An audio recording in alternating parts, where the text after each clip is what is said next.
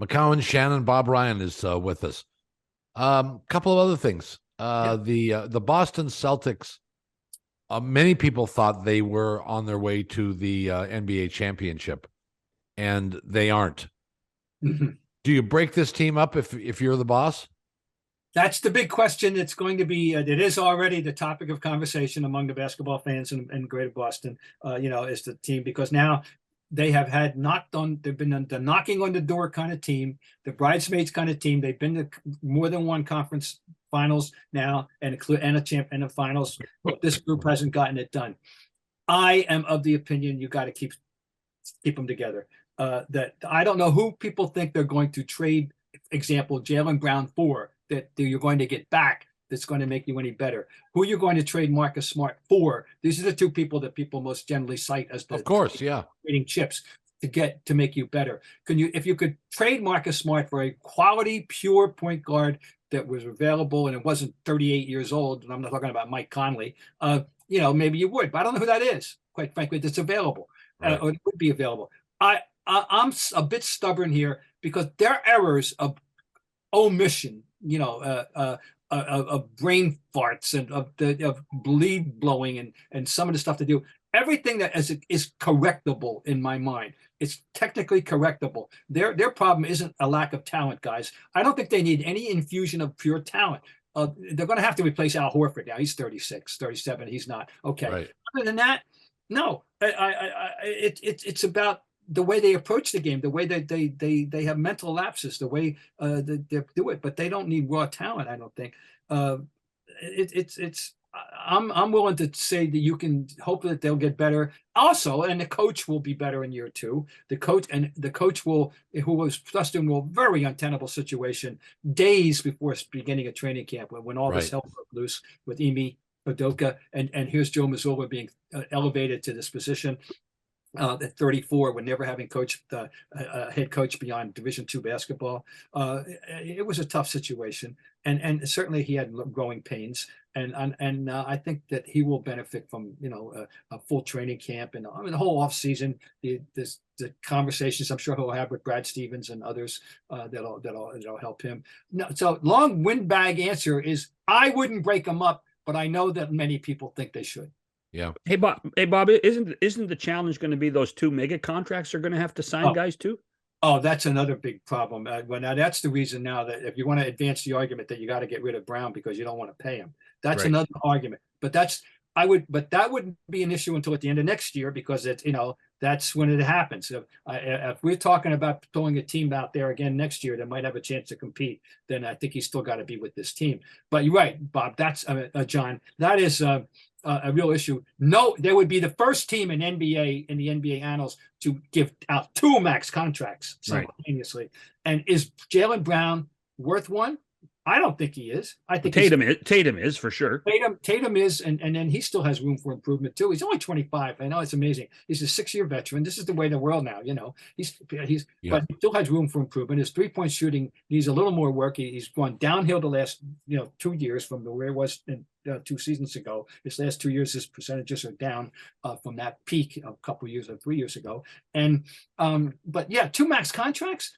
That means that 70% of your payroll, I believe it would be. I saw the number yesterday. Would be given to 2 guys, and And by the way, just as an aside, the reason that Brown is eligible for a max contract so infuriates me as a old writer.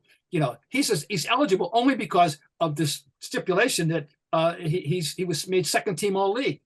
He made a second team all league, and therefore he is now eligible for a max contract. What should that have to do with anything? A team should have its own judgment to make on, and not to be thrust into a situation. I don't know how that came up in the CBA, but that's just ridiculous. And I'm a writer. I don't want to be responsible for that. Right. You got to blame somebody. Yeah. So John, that is a real issue. And about what they're going to do with confronting this potential of 2 max contracts. By the way, it shouldn't be a problem if you have guys on 2 max contracts. Look at what Miami's been doing.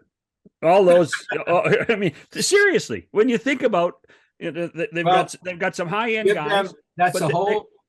No, That's yeah, what Pat Riley's done an amazing job with that. Pat Riley and Eric Spoelstra and whoever else is on their developmental staff and the scouts, 7 undrafted players, about 4 of whom are really prominent, in their scheme of things. I love it. I love that idea. I just think it's terrific. Good God, I can't, God love them. I think they're very praiseworthy. So what do you like in the NBA final, Denver, Miami? I like Denver, obviously. I mean, I shouldn't say obviously, but boy, yeah, I have a healthy respect for Miami. They're mentally tough. They don't go away. They have won. They have had 7 comebacks of 12 points or more in this year in the playoffs. I mean, come on, that's tremendous. Butler, it's been said of now a million times. He just ups his game in the playoffs. Jimmy buckets, yeah. The guy that people should pay attention to, that he's a damn good player, is out of Bam Adebayo. Oof. He's a good player, and among other things, he's a good passer. And he's a force. He's not a great all NBA, but he's a damn useful player.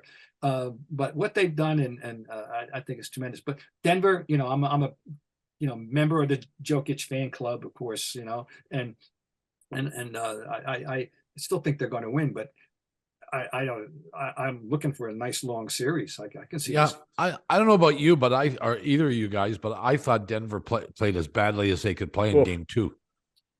Well, they didn't move the ball. Their offense looked like it was improv all the time. There didn't seem to be a pattern to it. They didn't seem to know what they weren't allowed to do anything, Bob. The Miami defense was fantastic. John, you can say that. I think they are that much. They're so much better than Miami. I respect Miami tremendously, and Miami has played great in these playoffs. But I think Denver is just in another class whatsoever, and I think they played crummy in game 2, as badly as they can play. Oh, yeah, Bob, Mike Malone came out and really blasted them for effort last night. He was upset. I think that may have been part of it. Sure. Public, and he talked about that run at the start of the 4th. They got boom, boom, boom, boom, boom, boom. About a minute and a half, they lost that 8-point lead just like that.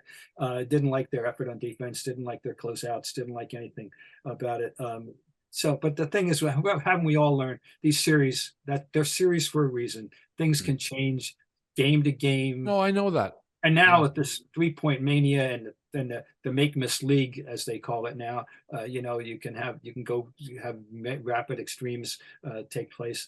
And in the end, you hope that the deserving team wins a series, over the long haul. And that's all I ask for here. I'm pretty fairly neutral here. I'm leaning toward Denver. I like them, but I would have no problem as a fan of the game if the Heat win. They would, because me too. Yeah, they would have deserved it. They would have absolutely deserved it the way they got here, starting with losing the first game of the play-in and becoming one game away from not even being involved in all this. Exactly. Give them credit. Give them credit. This is, Oh yeah, this is as tough a ride as you can be on. This does justify the play-in tournament, though. It does. You're right, it does. And that's I'm sure that Adam Silver and company are very pleased about that development. I'm sure they're less pleased. We know that the bean counters are upset because this is not the Boston LA series that the networks would have cherished. I don't know what the early ratings have been. I have no idea. I haven't seen anything yet, but I know I was preparing myself as you would be hearing all these stories of doom and gloom because it was Denver and Miami and not involving a bigger market, that stuff. But I never care about that, but I know other people do.